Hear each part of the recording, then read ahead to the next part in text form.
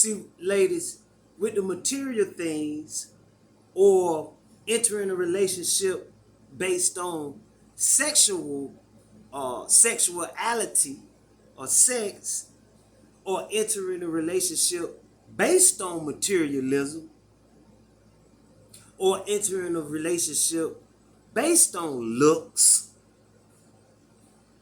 or the amount of money in one's bank account or one's credit score. I could go on and on. Women, listen to me. Listen to me carefully as I drop this jewel on you. Listen very carefully. Women, focus. Focus what I'm about to say. You're blocking your blessing. You're blocking your gem. You're blocking your jewelry. You're blocking your diamonds. You blocking it. Tupac once wrote something in a poem that he wrote called The Rose That Grew Beneath the Concrete. You see, what I mean by that, ladies, listen to the gem. The seed of a rose fell beneath the concrete, but yet there was a crack in the concrete, a crack wide enough to allow a teeny beam of sunlight to penetrate through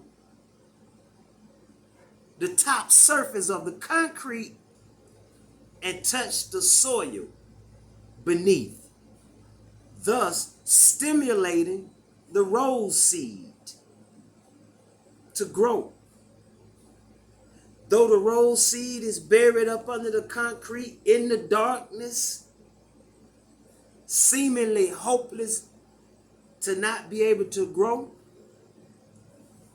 it uses its roots to seek outward in that darkness deeper for moisture and water.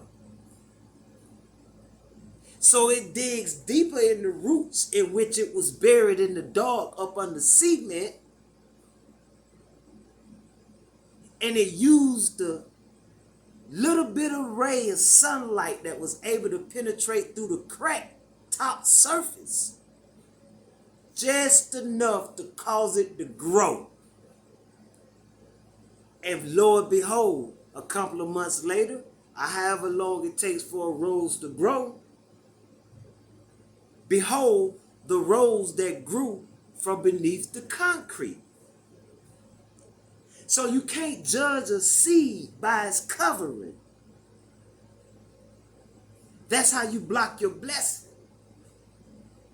How many people walked over that seed that was beneath that concrete as if it would never flourish to its full potential because of where it's buried?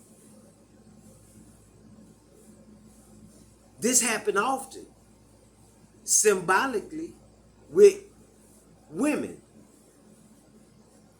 Women have a tendency to look at all of these things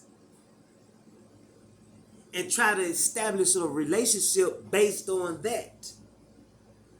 But lo and behold, if they're successful in entering into a relationship based on those things, you could turn the sand of the hourglass over and watch the sands roll out the hourglass, because it'll only be a matter of time and space and motion.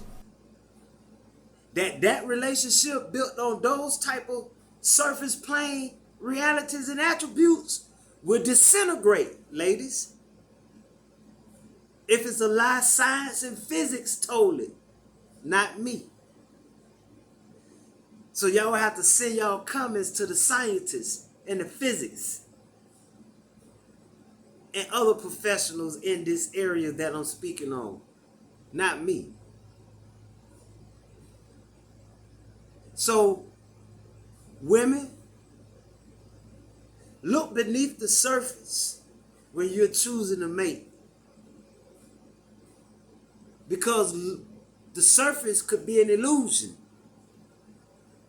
or what you're seeing on the surface could be temporary to what the true reality of that person is really all about. I want y'all to understand that starting a relationship, you want to start a relationship building your foundation on spirituality, God, or whatever your higher power or your religious belief system or your belief system or the truth that you stand upon, your philosophies, your ideologies, or whatever it is that you stand upon. You are looking for someone to build upon that type of foundation, because a foundation built like that cannot be destroyed by the hands of man or the creations of man. Anything that's created by man or the hands of man won't be able to destroy such a foundation that you build with a mate of that caliber, of that nature. It's not about material possessions. It's not about the outer appearance. These things are futile and also temporary. But it's about the interior makeup of the mindset of the individual male mate that you're looking for. And that mindset should be one of knowledge of self, founded in truth, absolute truth. I want to bring this to the forefront and make it be known and understood too. I'm speaking for y'all women. So where I say a lot of y'all create false expectations, falsified expectations within your own mind of what you're seeking in a relationship, in a mate. And what I mean by those falsified expectations that y'all create prior to entering into a relationship. For an example, you may say, well, I want this out of my mate, or I want that out of my mate to make me happy. But do you have, or have you put together thoughts or plans as far as what you plan on doing to bring happiness or joy or peace or love to that individual? You may have it set up in your mind to where you're going to do this, that for your man, and that's going to satisfy him. Where every man ain't satisfied by the same ways and actions and deeds from a woman. Every man ain't satisfied by the same ways and actions and deeds from a woman. So what I'm saying is, everything that you may have did previously with another man may not work and satisfy this new mate that you meet. So you may be skilled at doing these things, but now this new mate that you have brought into your life, those things are not even satisfying or tickling this your mate's fantasy.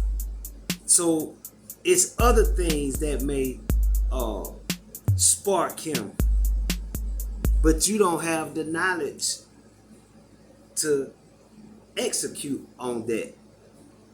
So you leave him lacking. He's neglected by you,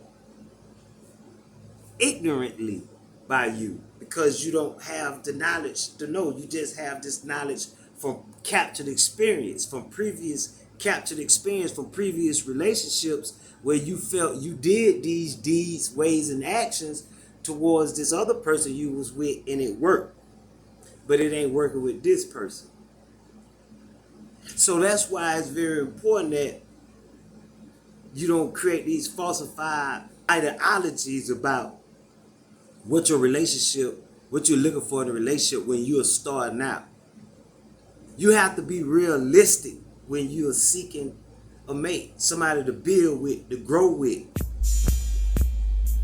to love with, to battle with, to go to war with, to turn back to back and face the world with, to create memories with, to build legacies with. All the up and down and the flows of what a true relationship should be. You have to deal in reality, ladies. Ladies, you have to deal in reality and come out of the fantasy island with inside of these two pieces of tissue right here. Come out of fantasy island and be realistic. Build a foundation with a man that's standing for something which is absolute truth, God, spirituality, or whatever it is that he chooses or you choose to believe in. Build it upon that. Establish plans. Take your visions that you have for you and him and for your future, 5 years into the future, 10 years to the future. You take your visions, bring them to the table, to the forefront. Allow him to share his visions, his 5-year visions, 10-year visions, his visions into the future of you and him. Y'all work and combine those visions together into one entity, into its one vision. You both utilize your skills, your talents, your gifts, your tools, your resources, your energy, your time, your effort, your focus, your attention, all of these attributes to bring this vision into a material manifestation, to bring them visions into reality. This is the true essence of he or her, king or queen. He is I. Her is my queen, which I shall purify. This represents the duality of nature. Two halves coming together as one in order to born something even greater. This has been a mentally chewable nugget. Peace.